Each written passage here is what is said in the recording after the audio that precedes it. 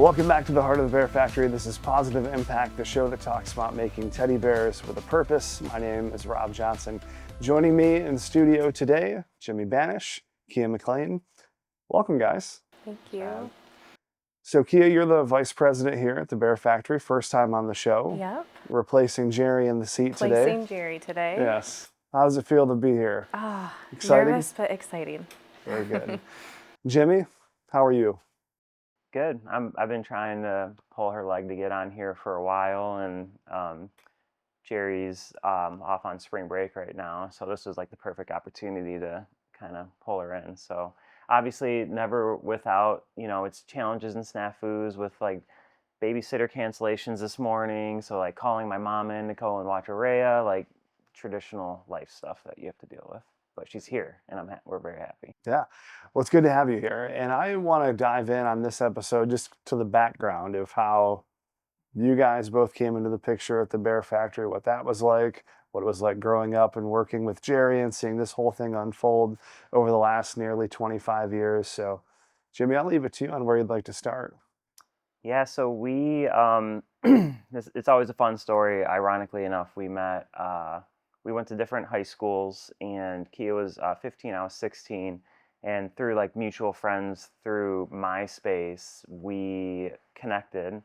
Back in those days, you went to movies and bought traditional tickets, and we went and saw like The Pursuit of Happiness, and then shortly after we started dating and have been together ever since. So the classic the classic term high school sweethearts applies in this situation. We've been together ever since. Now we have our daughter. Yeah. And now she's third generation Bear Factory. Yeah. So it's very fun to, at least even from my perspective, just how things have changed. Like working at Bear Factory was my second job that Jerry offered me when I worked at a golf course when I first turned 16, and then the following summer, he offered me to pay me $10 an hour, which was astronomical. I was making like $7.40 an hour raking bunkers at the golf course the year before, and he brought me over, and he's like, "You're gonna learn a lot this summer," and he taught me everything about sweeping floors and cracking open 600-pound bales of fiber and putting them into smaller boxes, and we were punching eyes into the plushies back then. So like all the super fun jobs. And then Keia was over there. She like got to pull orders. Like that was the premiere. Well, that was my job the whole entire time. Yeah, I've had that job since I was 10 years old. Yeah, she's been pulling orders a long time. Ultimate order puller here. Strictly a pro, but yeah. Yeah, so he got to see it from that perspective of like coming into it, and it was very cool because a lot of our friends also were working with us that summer.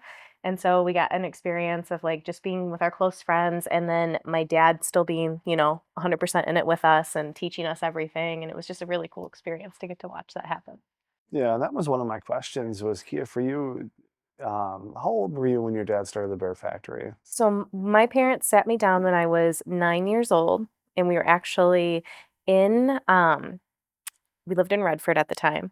And so we were sitting down at Connor's restaurant, and I remember them sitting me down and saying, Keia, do you think that we could start a Bear Factory business? Like, the plush that you stuffed up north? Do you think we could do that? And I was like, yeah, 10-year-old kid, like it's stuffed animals. I'd love to do something like that. I didn't really understand the scope at the time. So I was like, yeah, sure, whatever that means. And what I didn't know at that time was that it was going to take mom and dad a very long time to kind of understand the game in regards to starting that business, but it would be the most beneficial thing for our family. And they did it with such grace and such accountability while also taking care of me. And watching them start that whole business from scratch was just one of the most incredible experiences of my life that I hopefully get to show Araya when she comes in here, that this all got built because of her grandma and her grandpa. Yeah, and that was one thing I wanted to know is what was that perspective like? So let's say from the age of 9 to 18 to see it, to use, like you're talking about, it was a little bit rocky in the beginning and they're just kind of learning the game. What was that first 10 years like from a kid's perspective? From a kid's perspective, it was really fun because I still remember our first building that we had, our first warehouse. And my mom's dad, my papu, because we're Greek, that's what we called him. He was also a partner with us. So he had his own office. And I remember my dad's office, like to a T. And it was in this old dental hygienist building. So they had like a front desk, and I would run in there and I would just like want to play front desk and say to myself and say to my dad, oh, when people walk in the door, I'll be the ones to greet them, even though I didn't understand at that time that wasn't what this business was going to end up being. So I would just like, run around and play in the building. I'd watch my dad, do his computer stuff, not really understanding that at that age. And then we would also bring our old dog in, Nico. And so when we would come in, him and I would just be running up and down the aisles and like hanging out and just doing our own things as like a 10-year-old kid exploring this vast wilderness of the boxes that are, so tall. And you're like, this is just incredible. And it was a really cool thing. I got to watch my parents work very, very hard. My parents are two of the hardest workers I have ever met. And they instilled that in both Jimmy and I.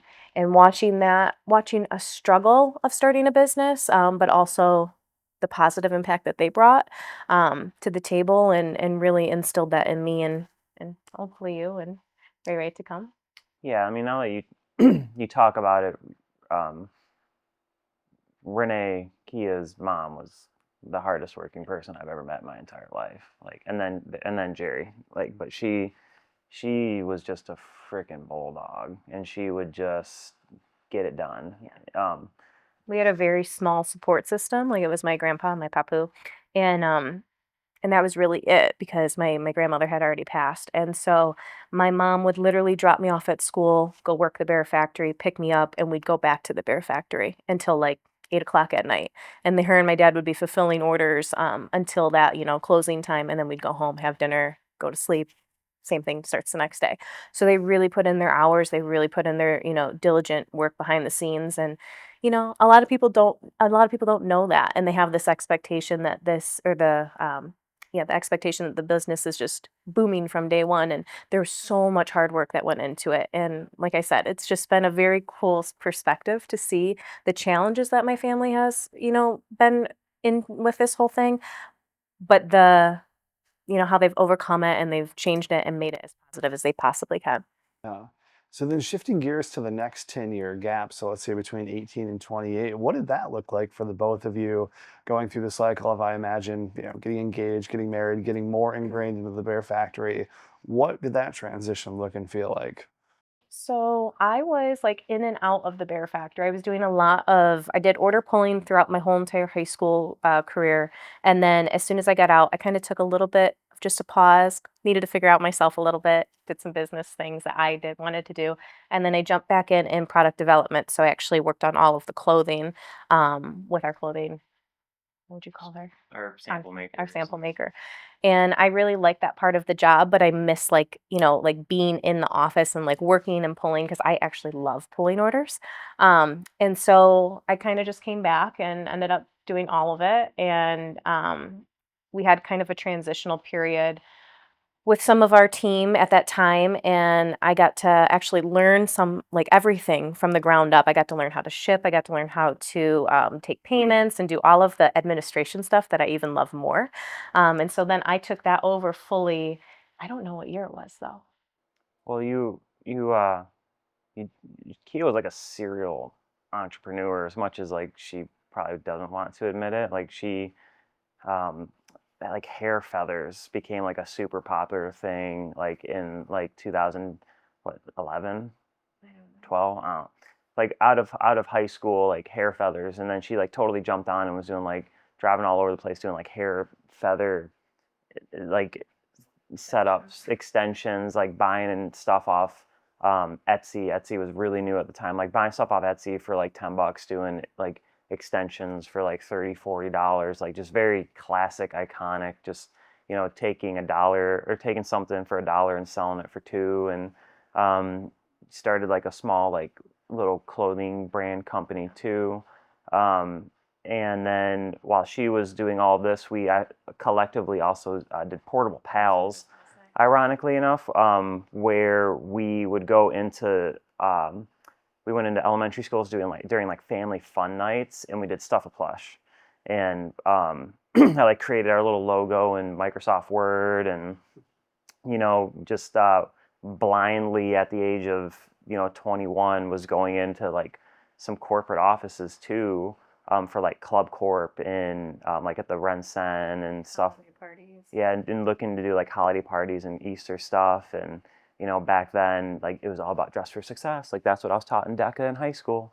So we would show up in like a suit and a tie and present, and then go and do Portable Pals, like stuff a plush events on site for different things. So I think that was an extremely valuable experience for us, because we've been in the shoes of a lot of our customers who do that, and obviously that model has really evolved, but we It still has the same basic principle, which is pretty same fundamentally, it's still the same program. Things have changed now. Like, you can buy a lot more fun looking stuff to do, and they're like, we have stuffing machines and everything. But Yeah, we used to take like what do you call it? Like buckets? like, I don't know what you would like, call I don't know, them. like 10, like 15-gallon purple buckets that you'd like put, like, if you think of like when you bob for apples, like those giant buckets, we would just throw fiber in there and have the kids sit around and pull fiber out of there and do hand stuffing. There's actually, I still remember this little girl that we saw who, ironically, we were like, one day we're going to have a daughter and she's going to be doing this. And I still remember that in downtown Detroit. Keia was doing her own thing, but still kind of like plugged into Bear Factory. I went the total opposite direction. I'm like, I do not want to go to Bear Factory. Like, I need to make my own way. I have no interest in being a part. There was a lot of, it wasn't pressure. It was, and it wasn't expectation. It was just kind of like, is this the route we want to go? I think that we both wanted to figure out who we were and what we wanted to do. And it had always just like the Bear Factory's there. And do we pursue it? Do we move forward with it? Um, and then ended up, yes, that we did want to pursue it, but we kind of had to have our own space and time to figure that out. Yeah, like, we both went to the same like small business school, both dropped out, whatever you want to call it, with an associate's degree, and just like school like wasn't our thing. And I think Keia learned through her experiences of doing her small businesses, and then I learned my school was the Legacy Center Sports Complex, like we've talked about in years past, where I was there for 5 years. It was multi-million dollar startup, and I was titled sales and marketing manager, but I was helping run 15,000 person sports events and pick and poop up off the turf, and staying there until 2 o'clock at night for adult soccer leagues. Like, you just did what you had to do, and I taught myself a lot of things in that process. Like, I taught myself graphic design, because it's like, hey, we have a class coming up, how do we get kids in it? It's like, oh, we need a flyer. And it's like, okay, who's going to make the flyer? Jimmy? And it's like, sure, let me figure that out, kind of thing. But it So, helped you so much in your role now where you get to make so many cool things for yeah, I us. mean, it helped.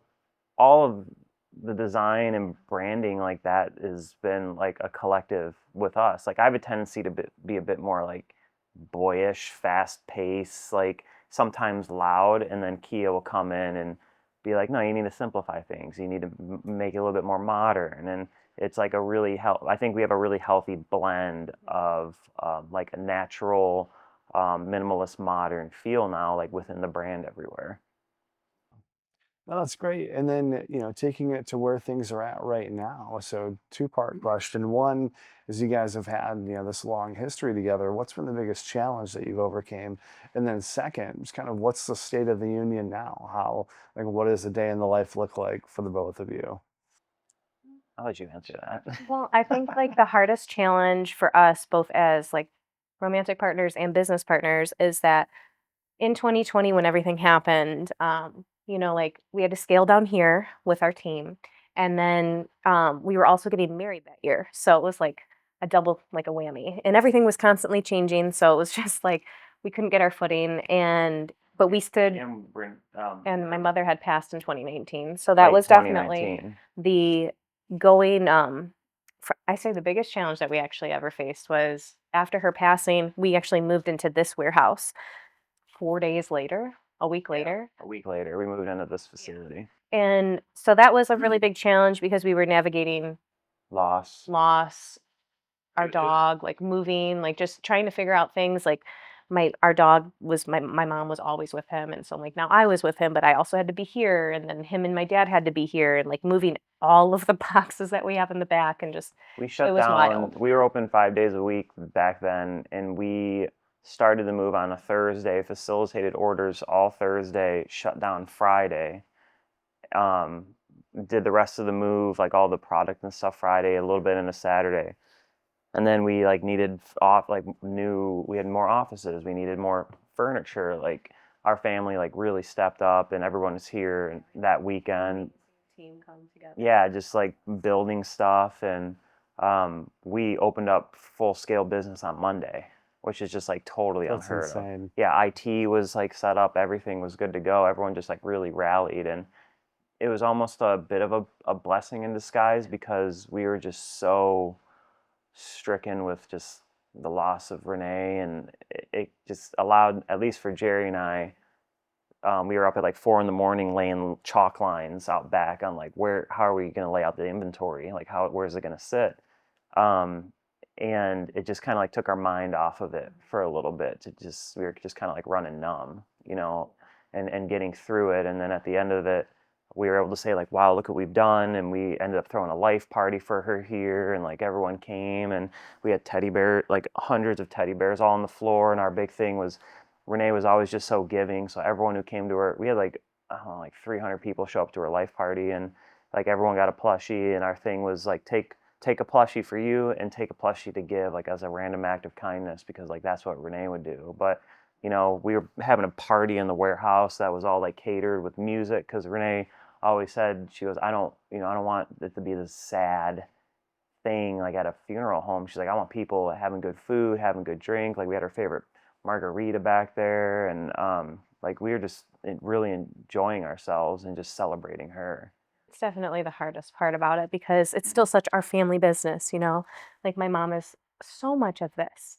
So it's definitely the hardest obstacle we've had. Yeah, Jerry says all the time on how like I spend money, and it's like Renee and Jerry taught me how to work hard. Jerry has shown us how to run a business and how to scale it. Renee had style. Renee had the swagger. Had a swagger. Like Renee was a great dressed woman all the time. Like always presented herself 100%. And that I think is something that I've probably taken with Kia's help and like emulated that in our presentation. Yeah, she would love this. Even our plush. Like, and that's just something that the three of them did well before I came into the picture. It was just like the details. We always talk about the details. Like Renee was all about the detail. I know in the early episodes we spent a lot of time talking about that detailed process of how something goes from concept to production, and then the amount of revisions that happens. And I imagine your mom was a major conduit for informing that Yeah, process. she was. It's been, I don't know, it's really cool to just like think about how all of it has come together. Yeah. Hard moments, but they've made really beautiful moments in the same breath of air. The saddest part is like I came over late 2017. My first full year was 2018, and then we went through everything with Renee in 2019, and she only got to see like us all working here together for like a very short period of time, and There was a transition period. there was like a transition period too, where I think she'd love the team that we have now. And 2020 was really tough. We had some good people that were working with us, and we had some other people that were just part of like old guard kind of thing. So 2020 was almost like a bit of a blessing in a like a revitalization of the company, because we started hiring the people that like Keia and I were doing the interviews when we were hiring people and bringing the team on, and that's like the team that we have today. So, But it was a good thing that what ended up happening, like the making the group smaller and like us having to really focus on how do we supply our customers? Like, what does this new climate look like? How do we support ourselves also? Like, what is this? Like, so we would come in what, 2 days a week, and we would During lockdown. Yeah, we like never stopped. we never stopped, and we just like would come in, we would fulfill the orders that we could, and I mean, it was taxing on us, but it was also like we got to breathe fresh air for like a second. So we got to just kind of take what happened to us as a family collectively in 2019, like our personal journey, um, that directly reflected in our business journey because they're correlated. They're connected with it being a family business, and so it was nice to just kind of go, okay, we get to kind of slow down for a minute, but we still want to take care of our people. We want to still take care of ourselves. We want to still take care of our customers. So like, how do we do that? And I think we did the best to our ability. And We have a lot of people. I've had people ask us, and say, I'm going to be a second generation owner. Like, how did you guys do the transition? And it's like, you don't want the way we did our transition. Our transition was, like we lost Renee, and then in January, Jerry got necrotizing fasciitis on his right ankle. That's a flesh-eating bacteria. He was down in Florida visiting his dad. I had to fly down there in a blizzard from Michigan with Jerry's brother, and we like drove him up, and he was literally the only person that they said ever to walk out. He was in a wheelchair, but like walk out of that hospital not having an amputation. And it was super serious, and we spent the next like 4 to 5 months like taking him to U of M for weekly visits and just trying to like figure out what was going on. And like he couldn't do anything. Like we were his caretakers. And he had to step up so much because I actually had gone down to Florida for like a week to be with my dad and like kind of advocate for him in that situation. And so he stepped up, and that was kind of like your birth by fire, Yeah, that was my baptism by Yeah. fire. And it's like there's bills to be paid, there's supply chain to continue going on, and I had like Jerry was out of it. Yeah. I had nobody to ask questions. And when fortunately, like he obviously pulled through, but at the end of that, I was like, dude, I was scared. I was scared. Like what do I do? Like like where does this all stand? Like we need a plan kind of thing. But now that side of the business, so you learned that, and now it kind of just like catapulted us into, all right, well, Keia and Jimmy are kind of gonna maybe take this over, and what does that look like? And yeah, we basically took over full operations during lockdown because Jerry was still kind of healing, and it was basically just her and I coming in facilitating the orders and everything. And so like that was our transition. Not advisable, but it was effective because it was, I always say you learn the best when you have to learn something. It's not when you want to learn things too, but when you have to learn them because there's no other opportunity or way around it, then you kind of learn the best because you have to do it right. Yeah, there's no other option. Like you just have to push forward because there's going back is not an option. You just got to push. Yeah.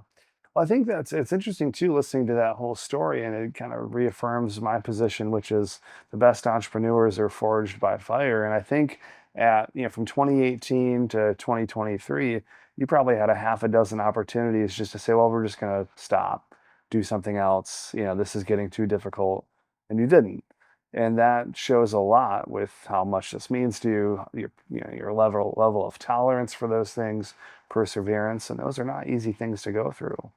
No, they were definitely challenged us, like I said, both in a professional and personal setting, but it's just I always say it's like a beautiful ebb and flow of life. Like you can't separate a business from a personal venture, especially when you are doing it with your family. So there's highs and there's lows, and there's fights and there's beautiful times. Our biggest obstacle is not talking about the business at home. Yeah. Because when you're on site, you're running the business the day to day. The growth, the like innovation side of it, all of those types of things, those conversations take place at home, like over dinner or at night. Like my most productive hours is between like 8:30 and 11 o'clock at night in my bed on my laptop, just ripping through stuff. But like we need time too, and it's just finding that work-life balance. That's definitely the most difficult part. Yeah. Absolutely. Well, I appreciate you guys walking me through all that. That's quite the history you guys have there. So Keia, first episode, how'd it go? We were really good. I like what we talked about. Yeah, no, it's good. It's easy. It's fun. So that's going to wrap up this week's episode of Pawsitive Impact. If you want to know more about the Bear Factory, you can check out all of the links in the show notes. And apart from that, we'll see you next time with a new episode. Take care.